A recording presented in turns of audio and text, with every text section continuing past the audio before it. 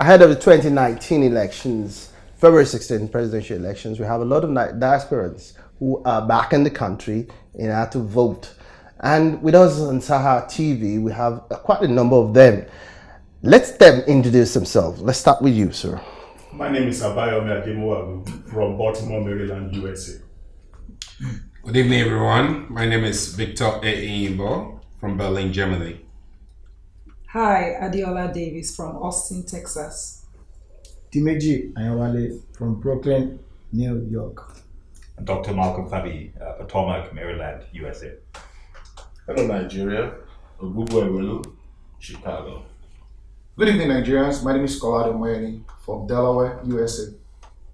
Hello, viewers. My name is Omoyele Sowore from South Africa, Victoria. Hello, Nigerians. Pius Amoria, Detroit, Michigan, USA. Hello, Nigeria. This is Rachel Olomusi. I'm from Kent in the United Kingdom. Doris Sikeri Shadarin from Pretoria, South Africa. Dr. Leke Otunoga, Laurel, Maryland, USA. Hello, Nigerians. BJ Jolayemi, Bowie, Maryland, USA. Hello, everyone. Deji Akomolafe, Tracy, California, USA. Thank you all for coming on the SaharaTV set.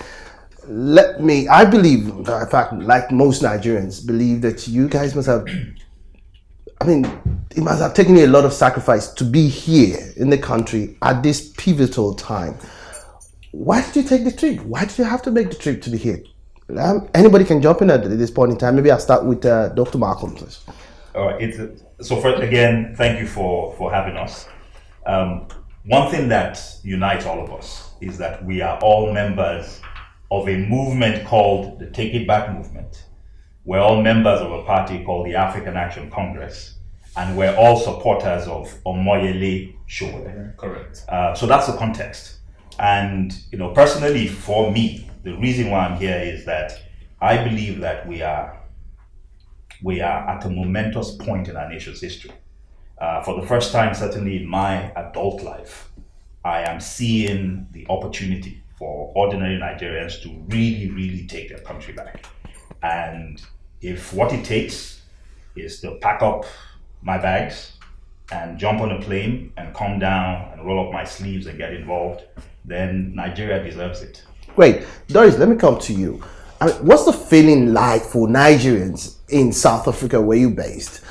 What's the feeling like knowing that this is a momentous period in the annals of Nigeria's history?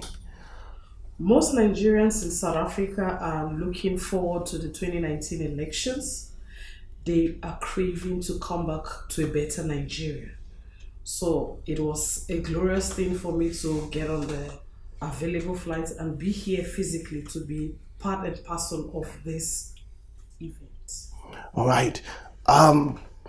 My good friend, Pius, what sacrifice do you have to make in order to be here? I'll say this again. Nigeria, thank you so much for all your support, all your financial support. I will start this way.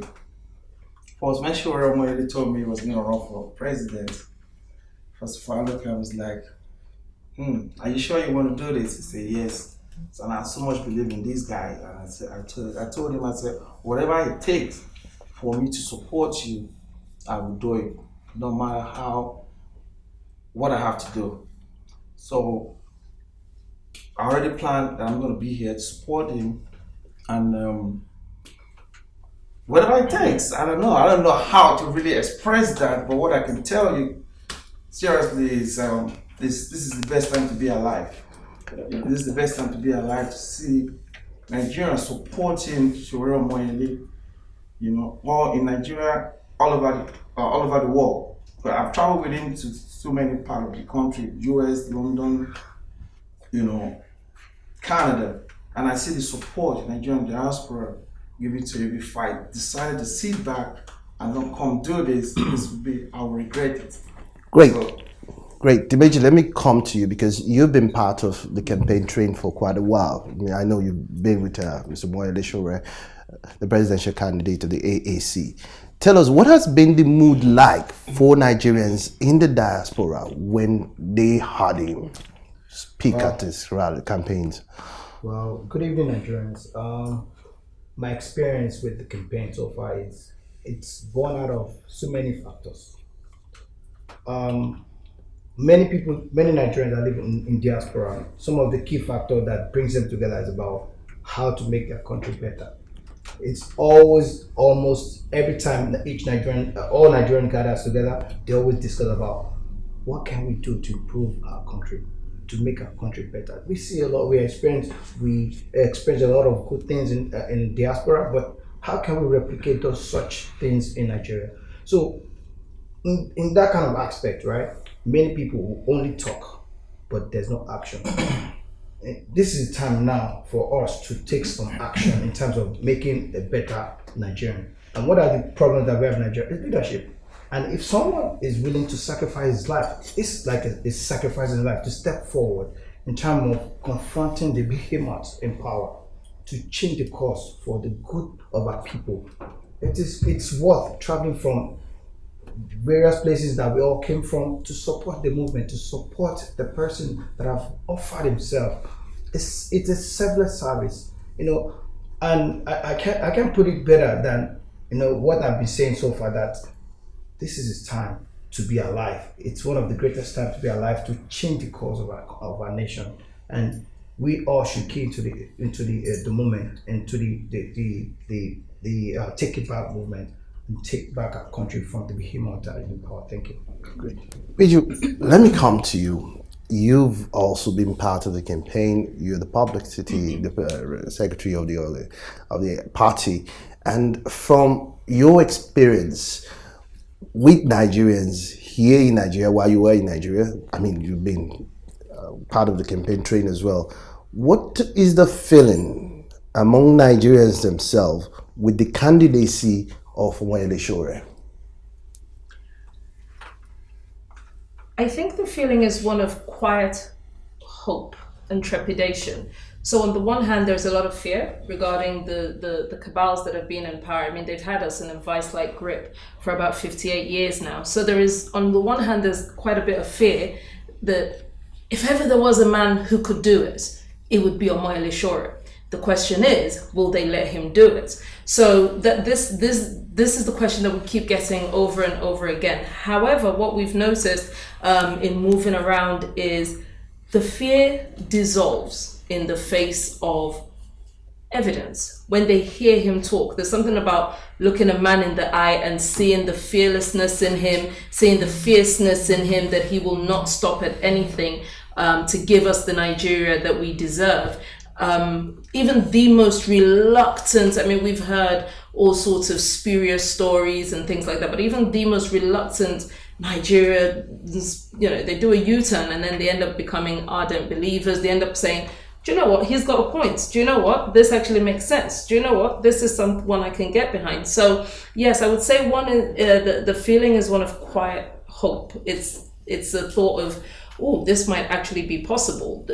We started off with every card you can imagine stacked against us. They told us about the corruption, the cabal, the this, the that. They won't let you do it. They won't let you have a party. Then we got a party. They won't let you go this far. And then we went that far and even further. You will not be allowed in the north. We went to the north. We went to palaces of emirs and we campaigned in the streets. We went to Daura.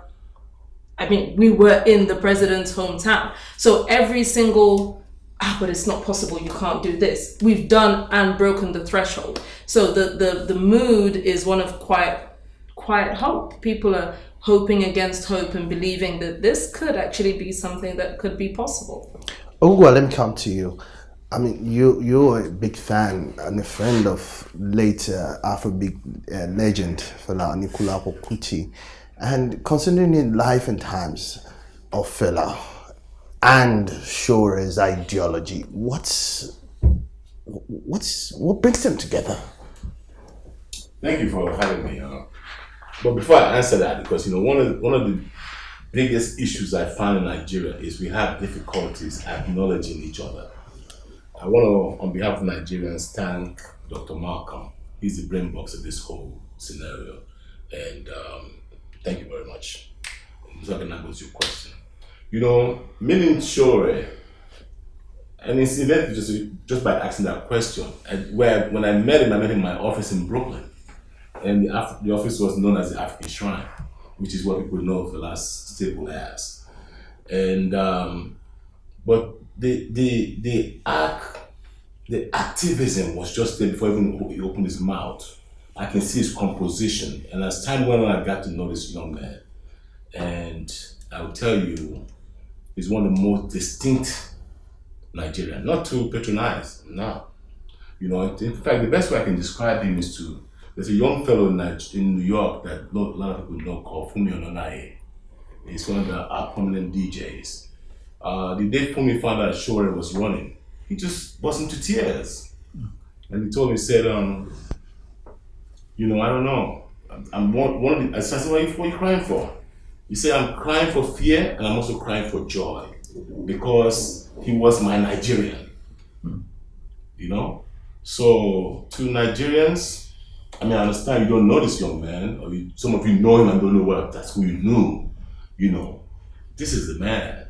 And as regards Fela, you know, if you were as close as I was to Fela and you look at the context of his conversation, you will see Fela's conversation exactly in the same parallel with Sowore, even though Fela was more satiric, but Sowore was more, you know, direct. So basically, we're talking about two guys at two different times in one journey for the same Nigeria. So it's just one in one. Fantastic. So let me come to you. What makes Omoyele Sowore different from every other presidential candidates that are running in this race? Well, one thing that people have asked me is, you are a pastor, why are you doing this? I've read a lot and I believe so much in the prophetic destiny of Nigeria. There's actually a book titled The Prophetic Destiny of Nigeria. You see men of God from all over the world who have never been to Nigeria before, who are white. When they go for prayer conferences, they announce from the pulpit, are there Nigerians here? God spoke to us about Nigeria.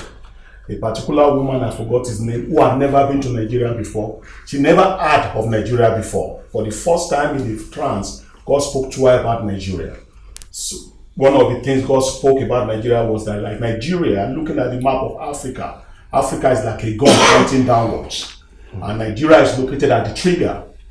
So anytime you touch the trigger, the entire gun vibrates. That in the future to come, Nigeria will be the bedrock of Africa.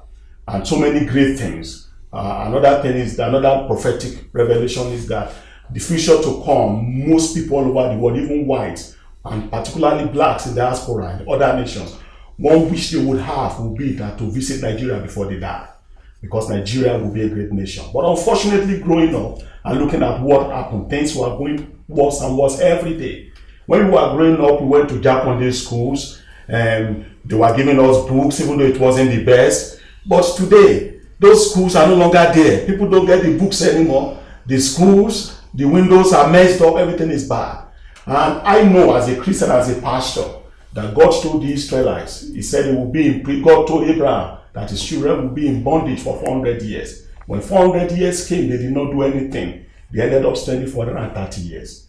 In the days of Daniel, he said they will be punished for 70 years. When 70 years came, nothing was done. The Israelites spent over time. Faith without work is dead. If we have faith, we believe in something. Apart from praying, Nigerians know how to pray a lot. But as someone recently said, no amount of prayer has ever turned crude oil into petrol. So we need to do the work. And I've been looking for an opportunity for someone that I could stand out, put my integrity on the line for. And when Sowore came on board, when I heard of it, I was joyous because I've known him for almost 3 decades.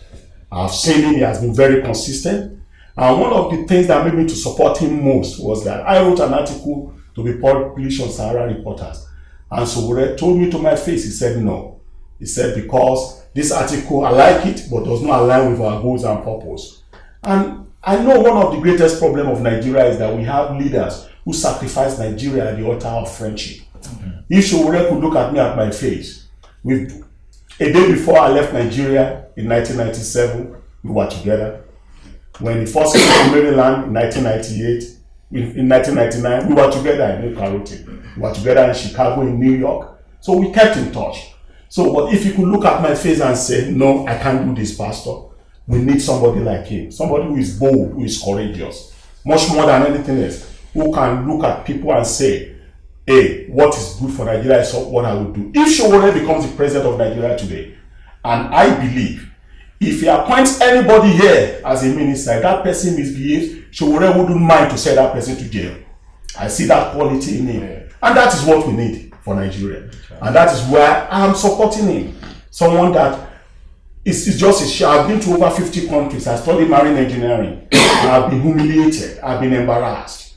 And I'm just looking for someone who will bring the Nigerian pride once again. I pastor people who are old enough to be my father, who said in the 70s when they came to study in America, they were changing Naira at FDFK, at BWI. They will keep their Naira and be changing little by little. But today go to GFK and say you want to change Naira. You don't know what you are talking about.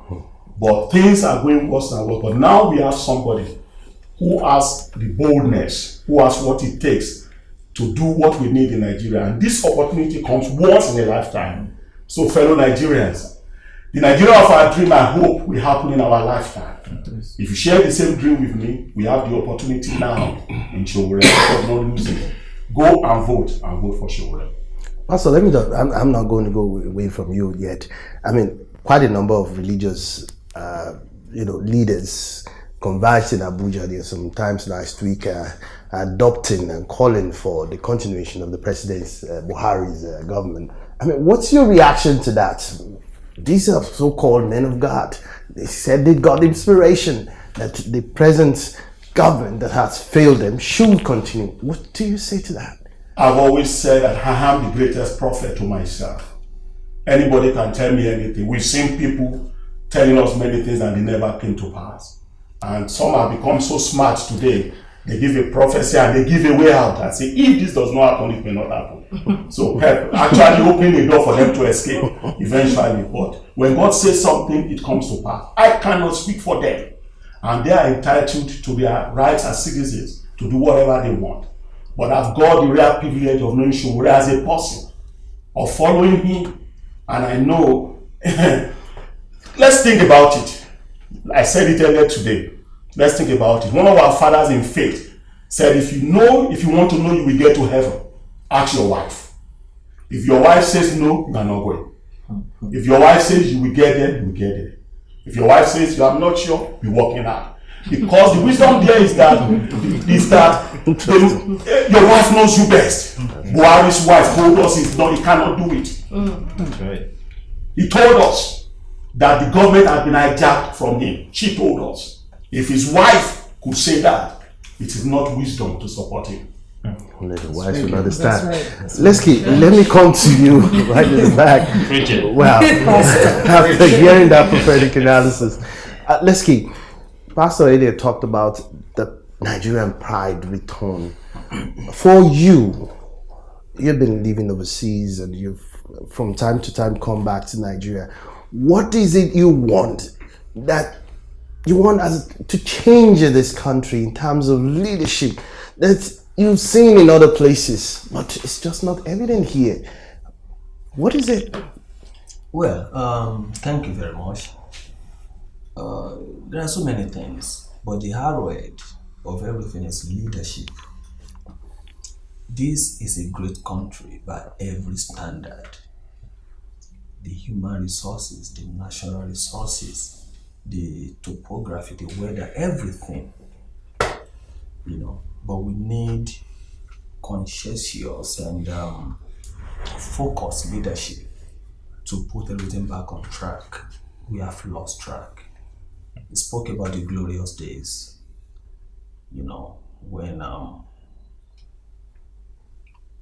when Nigeria was exporting to the world. We were exporting more than we were importing. There was a time that the Naira, has more value than the dollar. There was a time that our parents send their kids overseas and they pay their tuition out of their hard-earned money, not corruption money. There was a time, each time I go through, for instance, Ikorodu Road in Lagos, you see that road. Imagine what that road was like in the 70s when it was built. If that road is still very relevant today, comparable to the I-95 in the United States. Look at the road and look at the way it is today. Imagine that the country had continued at that trajectory, that continued that way till now. Imagine what we'll have. There was a time that in my mother's village, you turn the tap water. You turn the tap and the water gushes out. In that village today, only the privileged had boreholes sunk in their homes. Public water system has collapsed, electricity gone. I remember the rotary phone system. We grew up using them. Where are they today? Most people who had privileges, who had access to these things, don't have access to them anymore.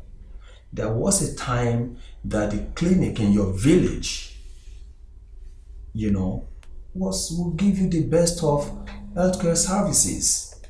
There was a time we saw them.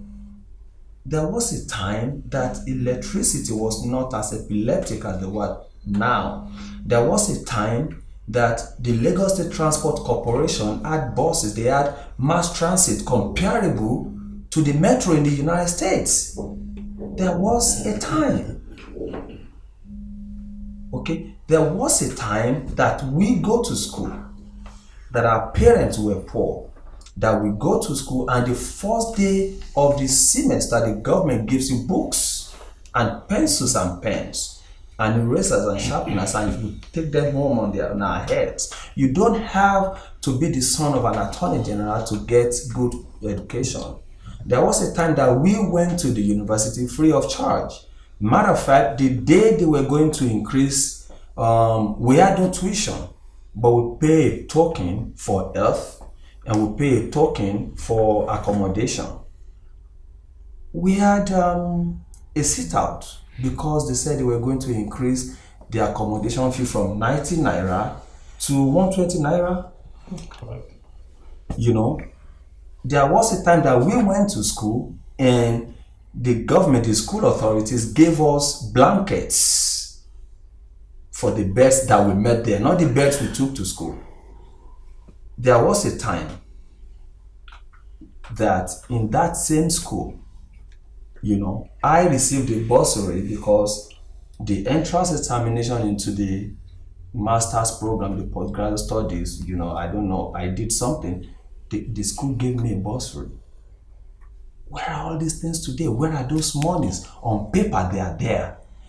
The other day, I went to a local government here in Lagos for driver's license, and I saw a room, a small room, and on top of it, they wrote the Department of Social Services.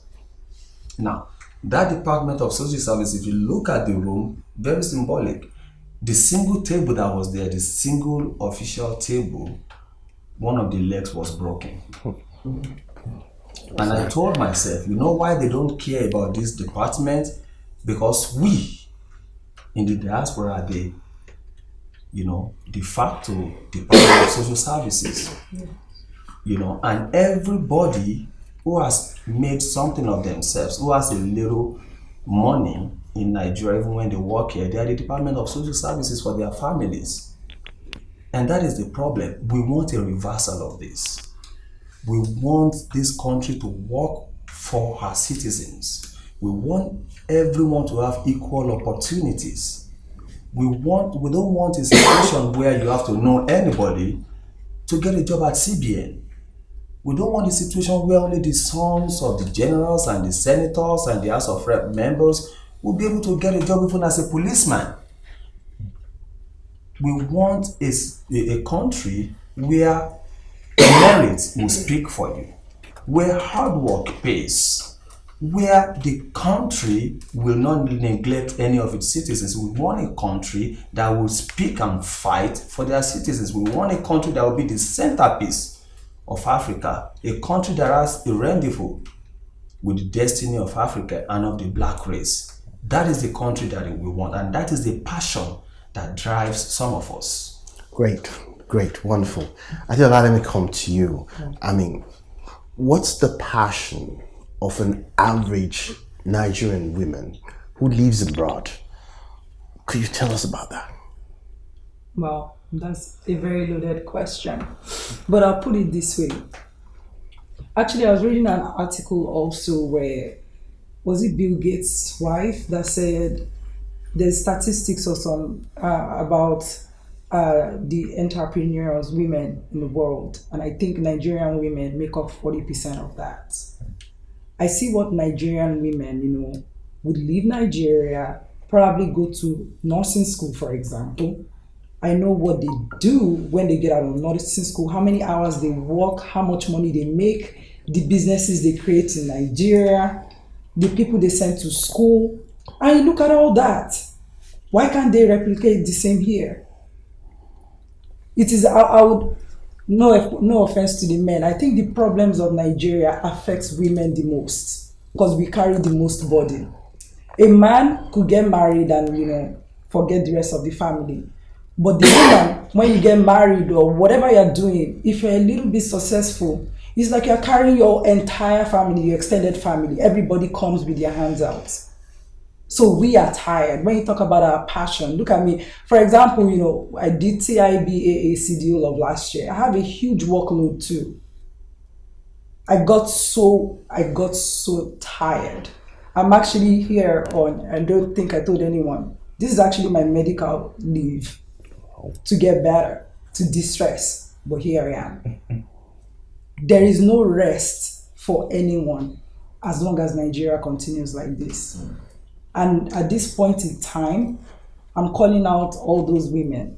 It's good we all talk about the problems of Nigeria, but this is the first time that we are seeing a group of people that are unifying everybody and they are telling you what the solution to the problems of Nigeria is. So tell me, the average woman that wants life to be better, because women, we fix things, that's what we do. I probably drive them crazy when they do things a certain way and I'm like, no, it has to be this way. So tell me how you think we feel, the passion, what jumps out of us to make sure we have to do this the right way. We have to jump behind this. So the passion typically will probably be, let's say 100%. For women at this point in time in our lives is at 1,000 or something percent, because we just have to get this right. Amazing. It's amazing. That's amazing. Let me come to my friend in Germany. I'm from Berlin. Last elections in Germany, one of the major issues during the course of that election was racism or racial bias. And one begins to wonder, how did Nigerians living in Germany actually feel? For you, for coming back home, what is the major concern of Nigerians? Yes, thank you very much. It's good to be here. Nigerians all over the world are angry. The rot in the system of this country is audible to the deaf and visible to the blind. We as Nigerians, we are tired of sitting at the fence and expecting manners to come from heaven, for God to come from heaven. We're a very religious country. Muslims are praying to God, Christians are praying. But now is the time for us to translate that prayers into action. We have to realize, we are realizing in the diaspora that nobody can do this for us except for ourselves. And that's why you see this anger is being translated into action. Many Nigerians all over the world, especially in Europe, we are very passionate about this country. When you look at the Mediterranean Sea, you will see that that place has now become a burial ground for Africans. We have the human resources. We have all it takes to fix this country. But we have just been punished for over 58 years by bad leaders in this country. And now is the time for us all over the world to take our country back. There are a lot of people out there, especially in Europe, we all want to come back home. We like to come back home, but you ask yourself, which home are you coming back to? Mm-hmm. Is it the home where you don't have lights? Is it the home where you have lawlessness the whole place? Is it the home where you have insecurity? You know, you just made mention of racism. There are a whole lot of problems. As Nigerians living in the diaspora, we face a whole lot of problems. You know, a country is being judged, or a human being, with my own assessment, a human being is being judged by where the country that person stems from. For example, an American citizen in Germany. The policeman in Germany dare not harass an American citizen. Yep. Once he controls you and he brings out an American passport, immediately he treats you with respect. But same cannot be said with a Nigerian citizen. Bringing out a Nigerian passport is an added crime. So this is why we need to fix our country, because not until we do this, we'll be handing over. In fact, I wouldn't say there's no future with the status quo of the way things are being run in this country. Let me stop there for now. Thank you very much. Everybody coming, but we'll be right back after this short break. The TV and over-fed ruling class did not only create wealth for the minority, dear friends, cronies and stalwarts, and hunger for the majority, but also created a people who see themselves as hungry Yorubas, hungry Igbos, hungry Hausas. The Saints have succeeded in creating hungry pastors and hungry imams. All this in the bid to crush the resistance by the hungry people. We shall be free the day we realize that there are only hungry Nigerians.